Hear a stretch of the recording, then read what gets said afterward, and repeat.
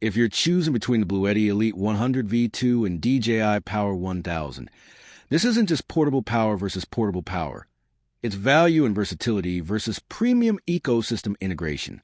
So which one actually wins? Let's break it down. The Bluetti Elite 100 V2 focuses on portability and raw value. It packs a 1024W Sleep APO4 battery with a strong 1800W inverter into a surprisingly compact body, while also supporting extremely fast charging and up to 1000W solar input. A lot of reviewers describe it as one of the best portability-to-power ratios in its class. But here's the catch. The software and firmware experience can occasionally be inconsistent, and some Reddit users reported quirks before updates fixed them. The DJI Power 1000 takes a more premium approach. It delivers higher AC output, ultra-quiet operation, and deep integration with DJI drones and creator gear.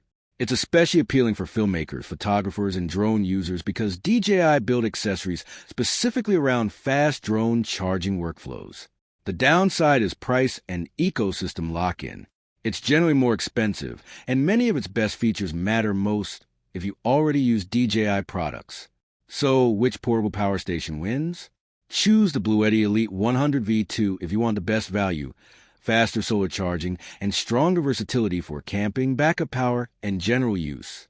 Choose the DJI Power 1000 if you want a premium experience, quieter operation, and tight integration with DJI gear.